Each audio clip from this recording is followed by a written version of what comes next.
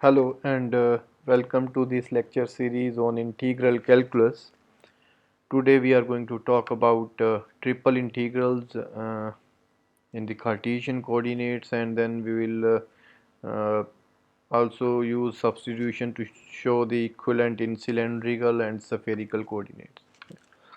So now we have done single and double integrals, so the process is just extended for triple integrals in rectangular coordinates.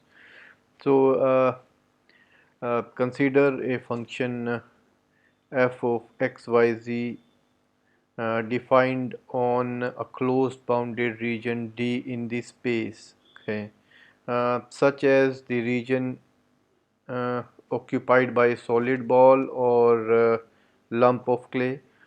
We partition, okay, a rectangular box-like region containing D into rectangular cells by plane parallel to the coordinate axis. Okay, so say this D is a uh, closed bounded region in space. Okay, and let there be a rectangular box like region in which this D region is enclosed, and then we partition it uh, using small rectangular cells which are formed by using planes which are parallel to the coordinate axis, so parallel to x, y and z. Okay, so this sort of rectangular cells will be formed uh, which are due to planes which are parallel to x, y and z axis. Okay, so then we like number each of those cells in a particular order, so that we can call that say this will be the kth cell, whose dimension will be delta x by delta y by delta z.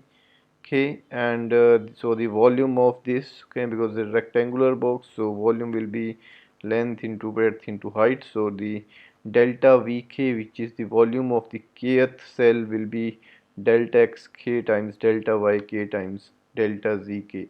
Okay, and just like we did in one and single variable and double variable, within the each partition we choose a point, say in this case inside the cell we choose a point xk, yk, zk.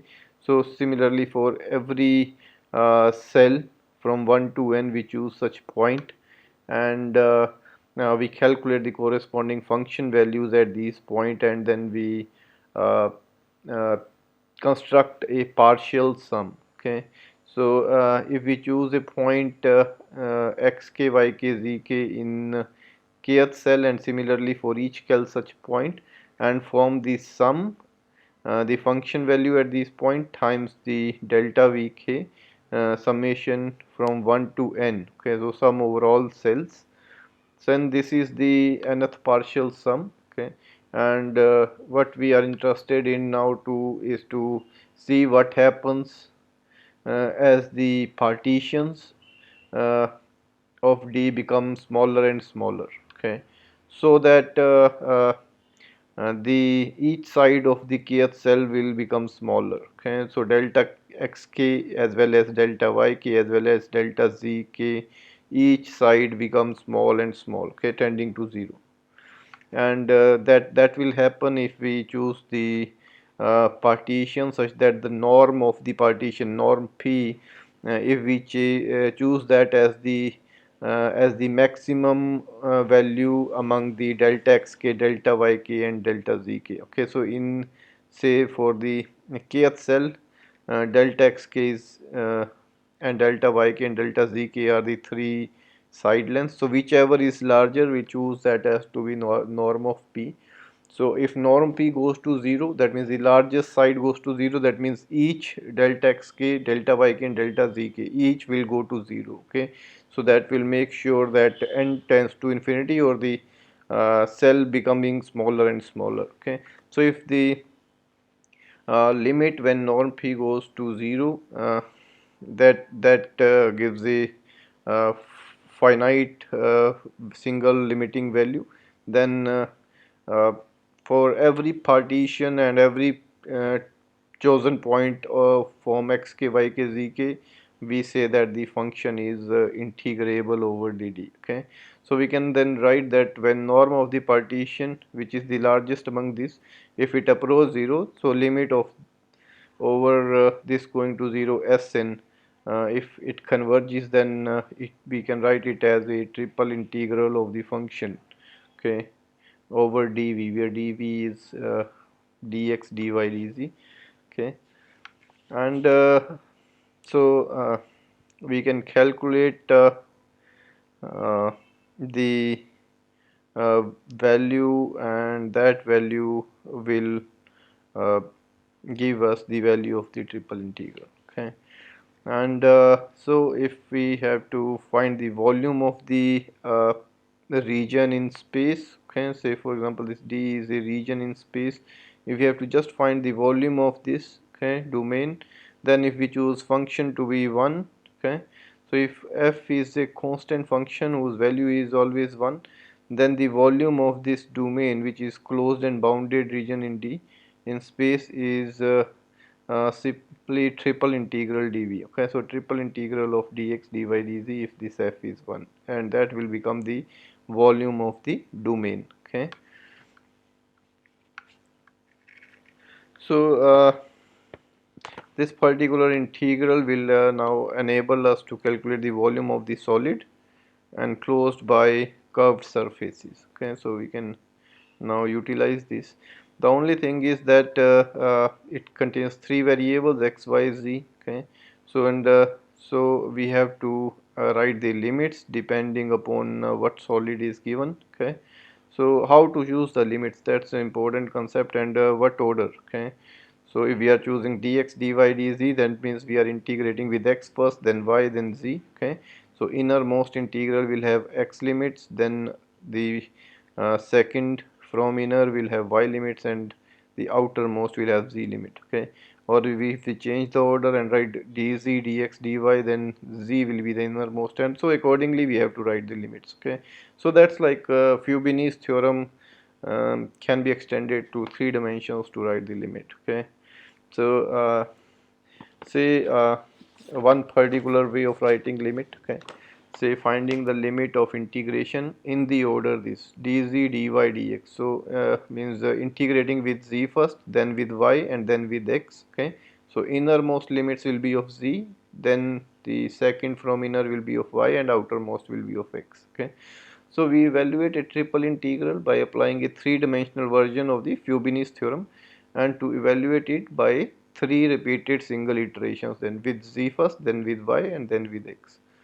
So in particular we want to evaluate a integral of function over the domain, okay, where domain is a region in the space. Okay, so that means integrating over a volume, so over a region T, so integrating with respect to z first, then with y, and then with x. Okay, so dv we are going to write as dz, dy, and dx, and this is not just the one way, you can write other ways also. Okay, so one might choose a different order of integration, but the procedure is similar. Okay, so we are particularly going to write the procedure for this order: z first, then y, then x. Okay, if you interchange the order, then steps are same, but accordingly you have to see what is to be applied. Okay, so first step should be that you sketch the domain. Okay, whatever domain is given. Okay, so first step is that sketch the region D along with its shadow R, which is in this case on the xy plane. Okay, so if we are going to do it in this order, z first, then y, then integral with x, so the last two dy dx will tell us that on which plane we are going to take projection. Okay, so in this case second is y and third is x. Okay, so dy dx, so we are going to take the projection of the object on the xy plane. If we are writing it in the order say dx, dy, dz, so we projection is on the yz plane. Okay, so sketch the region D in space and along with its shadow R. Okay, so its projection on the xy plane. Okay, then label the upper and lower bounding surface of D and the upper and lower bounding curves of the region R. That means we are integrating with z first. Okay, so take a ray or line parallel to z axis such that it passes through the surface. So lower end point of that will be on where that will enter through the lower bounding surface, and it will leave the surface at the upper bounding surface. Okay, something like this. Say this is your domain, okay, in space, and corresponding, if we take the projection on the xy plane, so there is a region R which is nothing but the projection of this domain. Okay, so it this domain will be bounded by a lower surface and a upper surface. So we call, let's say, z is equal to f1 xy is the lower bounding surface, and z is equal to f2 xy is the upper bounding surface, and there is a projection R is in the xy plane. Okay, and we have to write the limits of z first, then from the shadow the limits of x and y. Okay, so if I take a any point in this R, okay, and take uh, a ray or line in the direction of parallel to z, so it will pass through this surface. Okay, so point where it will enter the surface will be the lower limit of z, and the point on which it leaves the surface, so that surface will be the upper limit of z. Okay, so innermost z limits will be the lower bounding surface to z value, and z value from the upper bounding surface. And for the y and x, dy dx is on the xy plane, so this on this region.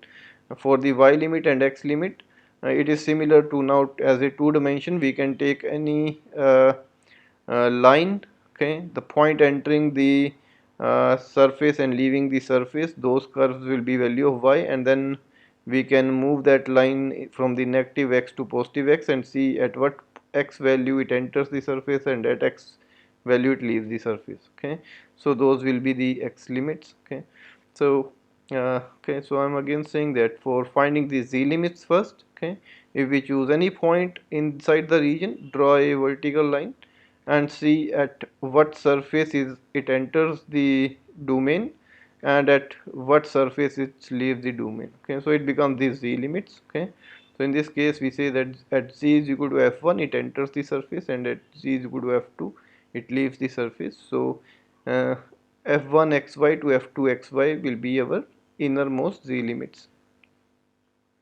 Then for y and x limits, on the projected R, okay, this you draw a line parallel to y axis and see at what point or at what value of y it enters the surface and at what value of y it leaves the surface, just like in two dimension.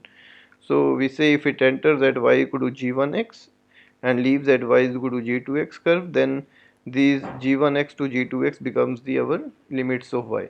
And if I move this from the negative x-axis toward the positive x-axis, positive infinity, then at what point x it enters the region and at what point x it leaves the region. So in this case we can see that at x equal to a it enters, okay, and at x is equal to b it leaves. So a to b will be the limits. Okay, so this way we can write that the limits of this triple integral, if we are integrating in this particular order, z first, then y, then x, so limits of z will be the surface in which the uh, we enter the domain on the surface on which we leave the domain D. Okay, and for the y and x limit, the point or the curve at which we enters the projected region and the curve on which we leave the projected region, and then uh, the point at which we enter the region in the increasing x direction, and the point at which we leave the region in the increasing x direction. Okay, and you can easily see what is happening here is the innermost limits can be variable, the middle can be variable, but the last one has to be constant limits. Okay, the outermost limits cannot be variable. Okay, so if we have outermost limits as variable, then this integration, which is we are doing as uh, one integral at a time, so the last integral will result in a variable solution, which is not true. Okay, so we must get it as a numerical value.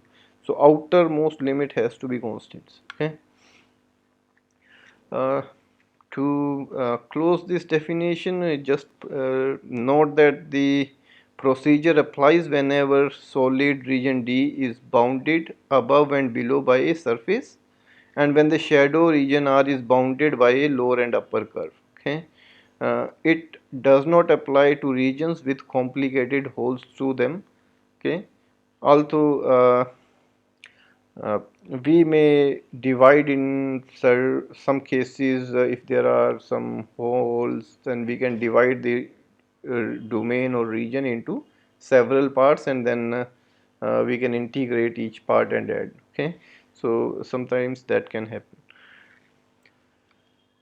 Now take the one example. Find the volume of the region D enclosed by the surfaces z is equal to x square plus 3y square and z is equal to 8 minus x square minus y square. Oh, this y square, okay, not b square, y square. So clearly you have this one surface, okay, which is this z is equal to x square plus 3y square, and there is another surface z is equal to 8 minus x square minus y square, so it is a downward one. Okay, so this surface 8 z is equal to 8 minus x square minus y square. So the volume is enclosed between a upward paraboloid and a downward paraboloid, so volume is bounded between these two surfaces, and we want to find that volume. Okay, so volume is a triple integral of dv, and dv can be written as dz dy dx. Okay, so if we are writing integrating with respect to z first and then yx, so we have to take the projection of this volume on the xy plane. In this case the projection is this ellipse. Okay, and the limits of z will be by taking any point on the projected region. So if we take any point x comma y and take a vertical line which enters the domain or volume at some point and leaves the volume at some point, so you can clearly see that it enters the volume on the upward paraboloid and it leaves this on the surface of downward paraboloid. Okay, so it will be a triple integral with z limit lower as upward paraboloid, so z value as x square plus 3y square will be lower limit, and this will be a upper limit. Okay, 8 minus x square minus y square. Okay, so this is the volume. Okay, boundary of the region R, which is the projection of the surface, that you can clearly see if we draw this, that will depend on this boundary where they intersect. So we can find the intersection by eliminating z between these two, so it will give us the ellipse equation, which is the ellipse equation of the projected in on the xy plane. Okay, so on the xy plane this projection is given by this equation x square plus 2y square equal to 4, which is actually due to this boundary, and that can be calculated as the intersection of two surfaces. So by solving these two surfaces we can calculate this equation. And so as I said that the limits of z will be lower limit as upward paraboloid, and upper limit will be downward paraboloid. So lower limit is z value as x square plus 3y square, and upper limit is z value as 8 minus x square minus y square. And then we have to find y and x limits.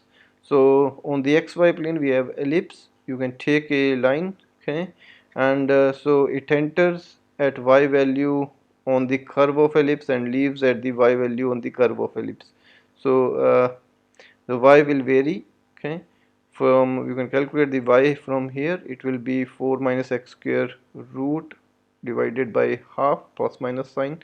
So the negative it enters and positive it leaves. Okay, so clearly from this ellipse equation you can calculate the y value where it enters and the y value where it leaves. Okay, and this line when moves from minus infinity to plus infinity on x, so it will enter at here minus 2 and it will leave here at x is equal to plus 2. So x limits are minus 2 to plus 2. Okay, so that's the final case. Okay, and so we can write the volume, which is triple integral of dz dy dx.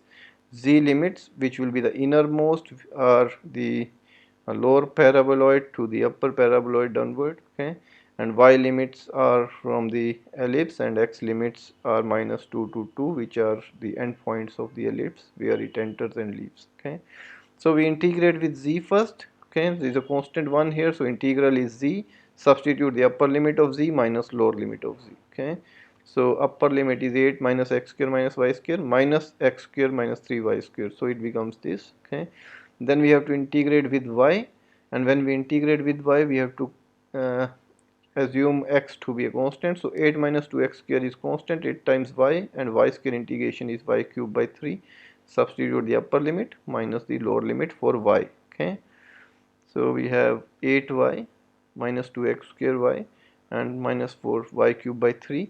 Then put y value as this root here minus lower limit y value as negative of root. Okay, so immediately we have this result, and these two can be combined. If you take 2 common from here, 4 minus x square into 4 minus x square root is same as 4 minus x square 3 by 2, so these two can be combined into a single uh, term, and so we can integrate this and then substitute x value as 2 upper limit minus x value as minus 2 lower limit. Okay, so and so you can solve this and you can see that the result or the volume is 8 root 2 pi. Okay, so this is our first result.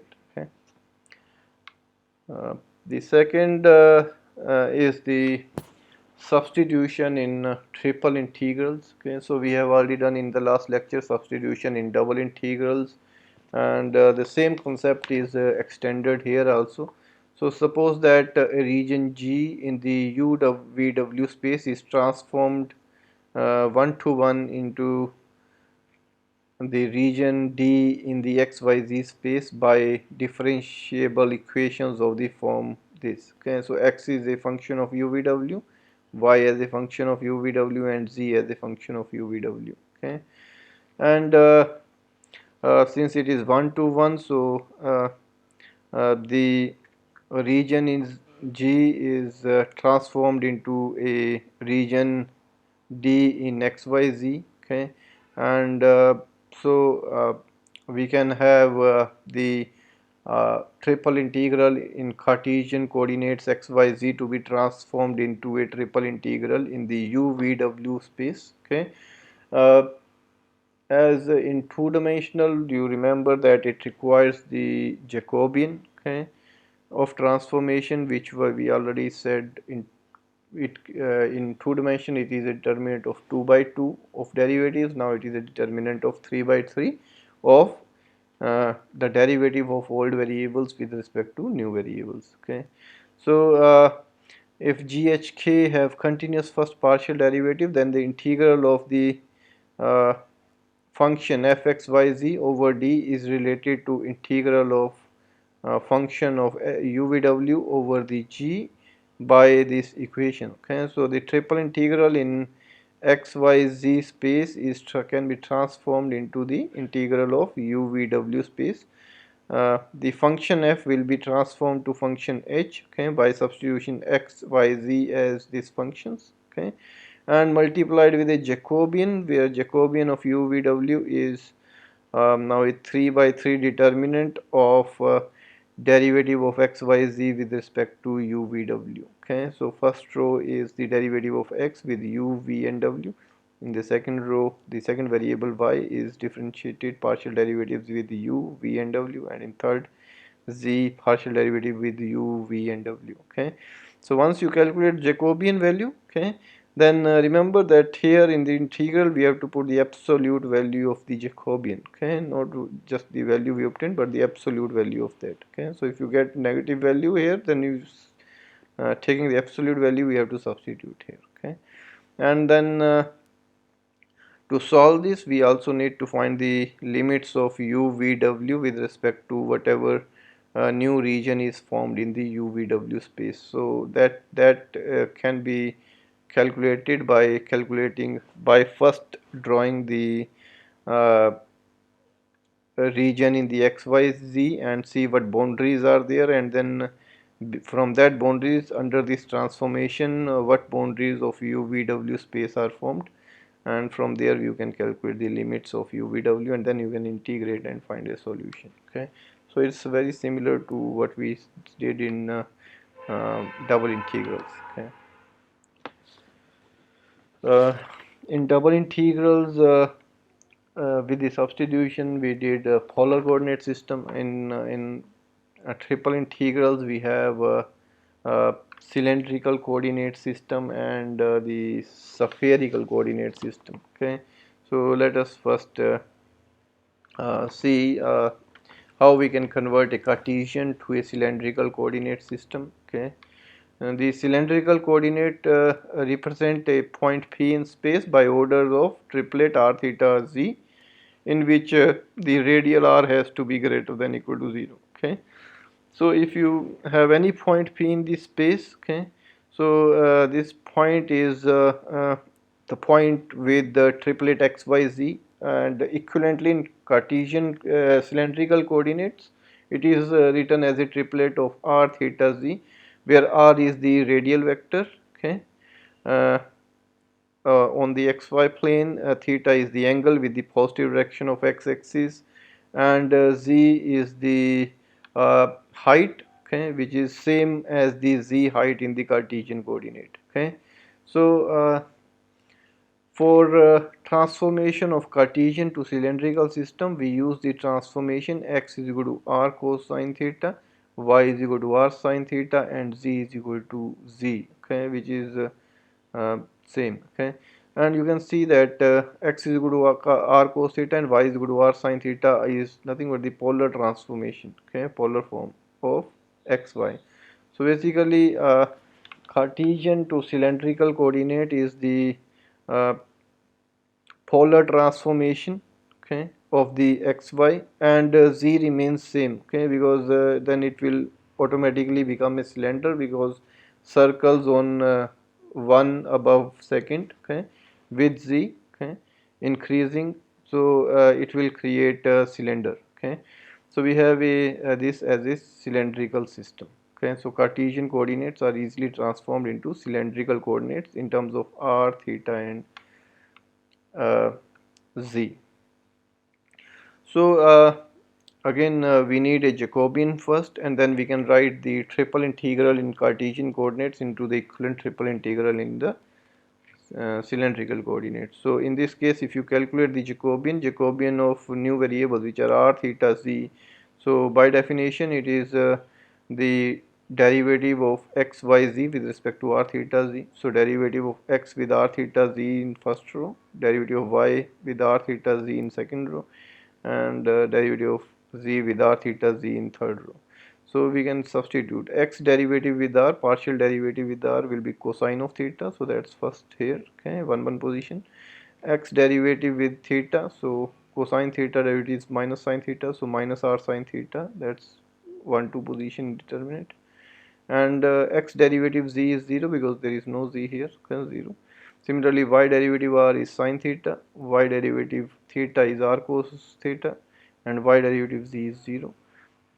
Z equals z, so z derivative with r and theta are exactly 0, and z derivative with z is 1. Okay, and then you can solve this determinant, and so Jacobian in this case is again r. Okay, so the integral transform from the uh, Cartesian coordinate to cylindrical coordinate, the triple integral in the Cartesian coordinate of function f over domain D. In cylindrical, it will become this x, y, z are substituted from here. X is as r cos theta, y as r sin theta, and z as z. So the function is transformed to a new function of r theta z, and times the Jacobian times dr d theta dz. Remember, r is always greater than equal to, so we can leave the absolute, we can simply write r here, and this integral over a new geometry in the r theta z. Okay, and once you know the limits, okay, then you can integrate and find a solution. So now the question is how to find the limits. So z is substituted as z, so the limits of z we can calculate with this type vertical line where uh, we enter the lower surface and z value where we leave the upper surface of the geometry, okay, and the r theta are the polar forms. So if we draw a radial from origin, so this radial where it enters and the point where it leaves the projected region, okay. So that means if you have any domain in this space, we have to also write the we have draw the projection on the xy plane so that we can apply this polar form. So when we have the projection on the xy plane, you take a radial from origin and see at what radius it enters the region r and at what radius it leaves the region r, so that will be r. And then if this ray is rotated anti-clockwise, then at what angle it enters the region r and at what angle it leaves the region r, where angle is measured with the positive direction of x-axis. So those will be your theta limits, okay.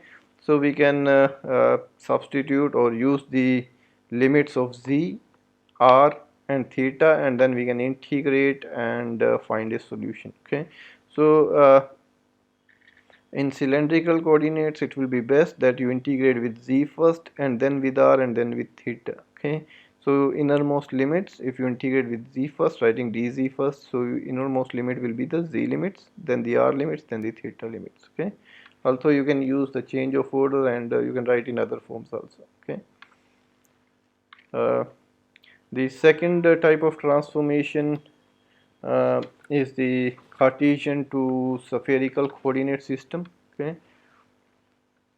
The spherical coordinates represents a point P in space by the order triplet rho phi theta, in which the first coordinate rho is the distance from P to the origin, okay. So it is the distance of the point P from the origin, okay. So it's like a radial vector from origin to the point in the space, okay. The second coordinate phi is the angle that this OP, okay, OP makes with the positive z axis, okay. So this is the angle phi, okay, which the radial makes with the positive z axis, and it is required to that it lies between 0 and pi, okay. So this angle phi can be between minimum value 0 up to maximum value of pi, okay. And third is the theta angle, which is measured in the cylindrical coordinate. So in the on the xy plane, how much rotation is there with the positive direction of x-axis, so that's the theta angle. So if you are given that rho is a constant, okay, so then that will describe the sphere of radius a, okay. Similarly, if you have phi is equal to constant for r or any r and theta, so that will be equation of cone, okay.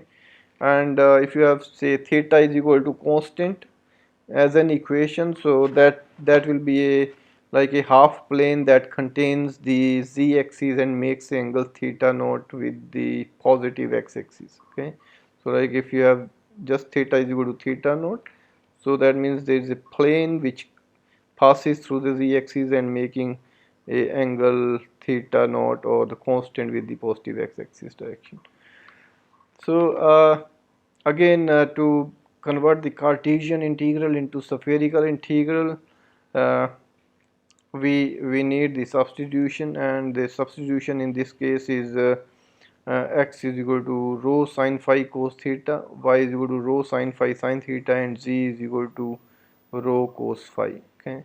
So like we already had in the cylindrical coordinate r cos theta, x as r cos theta, y as r sin theta, and z as z, okay.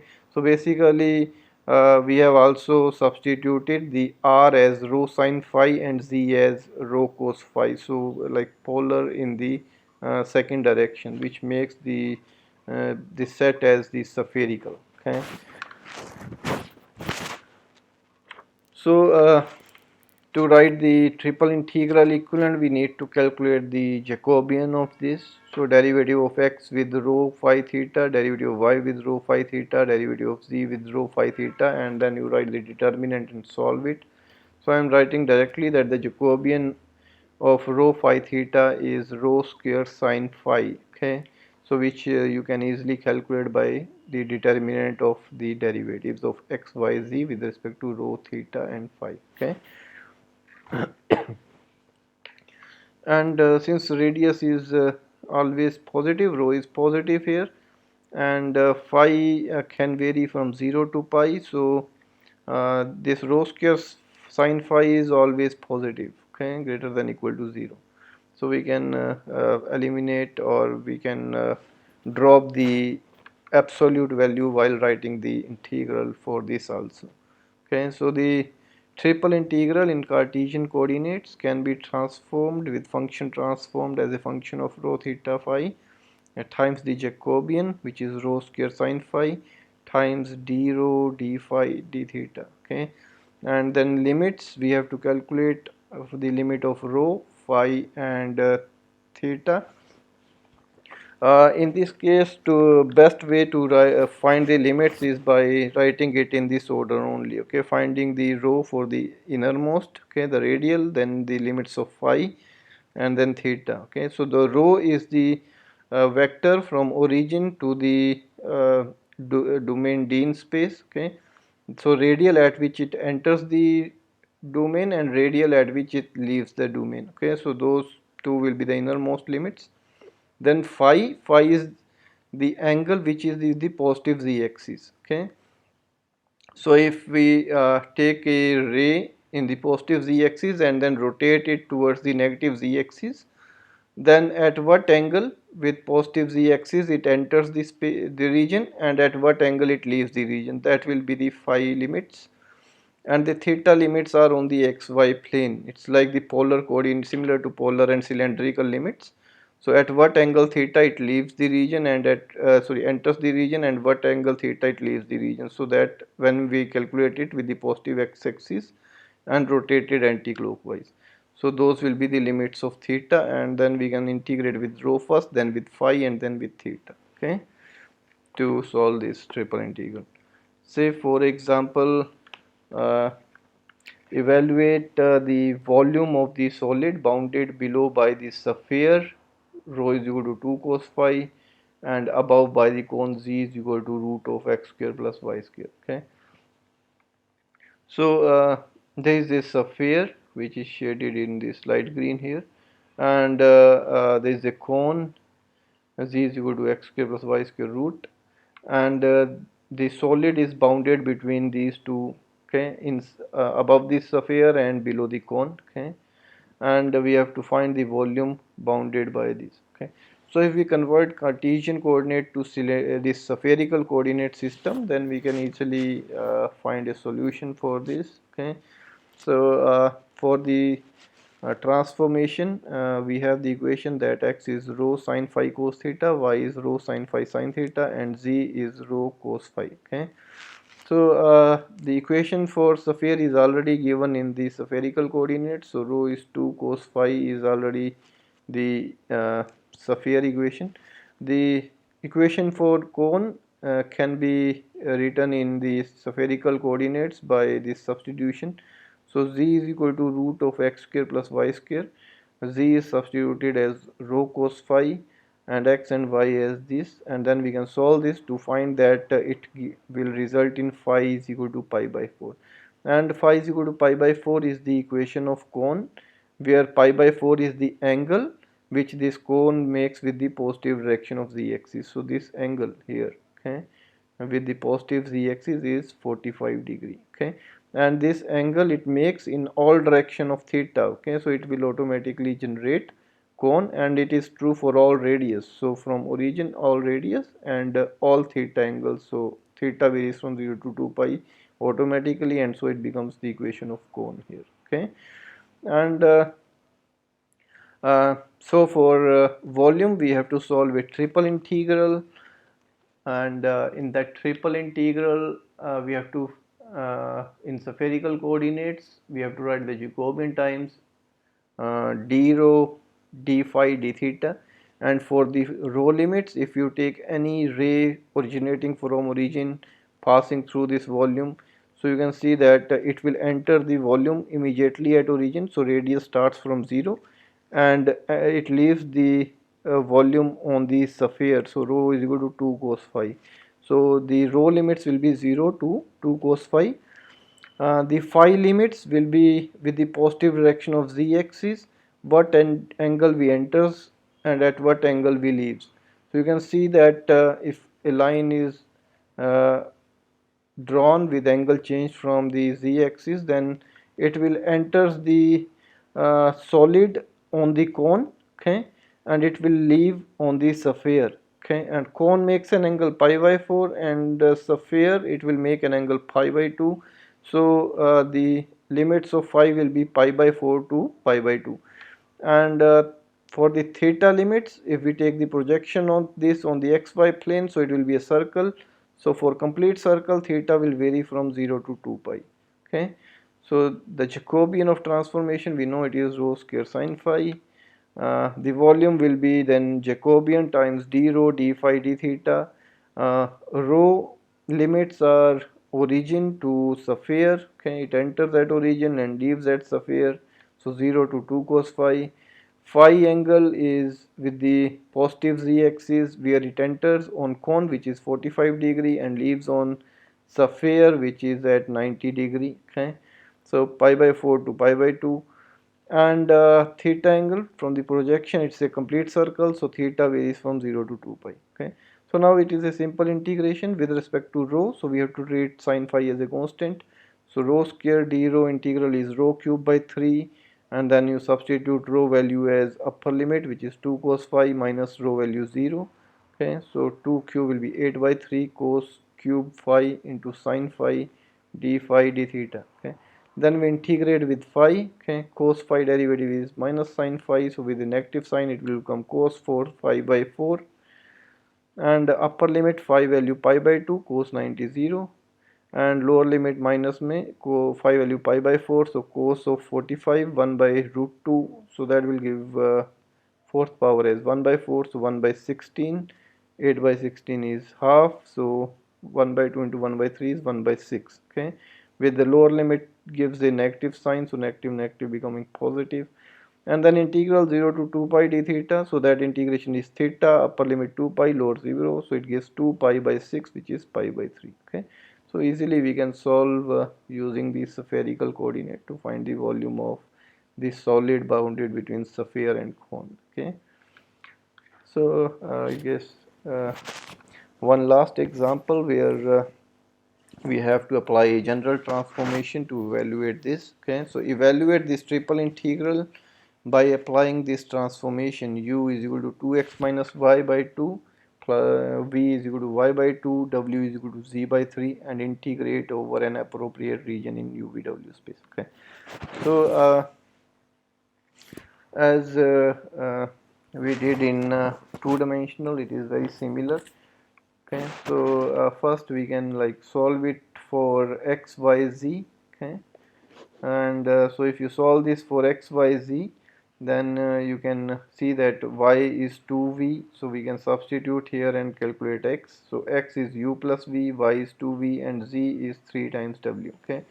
So once we have x, y, z in terms of u, v, w, we can calculate the Jacobian, which is partial derivatives of x, y, z with respect to u, v, w, and calculating that 3 by 3 determinant, okay. So x derivative u is 1, x derivative v is 1, and x derivative w is 0, so first row is 1 1 0. Y derivative with v is 2, other are 0, so 0 2 0, and z derivative with w is 3, other are 0, so w is 3 and other are 0, okay. So we can solve this determinant. Jacobian is 6, okay. So that means this triple integral will be equal to 6 times the triple integral in terms of UVW, okay. So the only thing now remaining is that what limits we'll get in UVW. That depends on what happens to these equations in terms of UVW. Okay, so we can transform the boundaries and then we can check that. Okay, so this was the substitution, and the first integral limit is x is equal to y by 2. Okay, so when x is y by 2, okay, so clearly you can see that it will give u 0. Okay, so this lower will be transformed to u 0. The upper limit is x equal to y by 2 plus 1. Okay, so if you substitute again, you can see that it will immediately give u is equal to 1. The y limit is given y is equal to 0, and y0 gives v0. Okay, and the other limit is y4, so y4 gives v equal to 2, z0 which immediately gives w0, and z is equal to 3 which gives w is equal to 1. So the region in the xy z plane, the domain which was bounded by this, is transformed into a domain in the UVW space, which is given by these equations, which are uh, planes making or the uh, box like geometry. Okay, and so we can easily write the transformed triple integral. So this triple integral in the xyz is transformed into a triple integral in UVW. So 2x minus y by 2 is u, and z by 3 is w. So this integrand is transformed into u plus w times the Jacobian, which value is 6. Okay, so it becomes 6 times u plus w du dv dw, and u v w limits are 0 to 1, 0 to 2, and 0 to 1. Okay, so now we can integrate with u, substitute the limits, then integrate with v, substitute limit, and then integrate with w, substitute the limits. Okay, so this rest of the process is simple, and we get the volume uh, of the geometry. Okay, so like this was your triple integrals. Okay, and the next lecture we will start with the series of lectures on vector calculus. Okay, till then, have a very good day.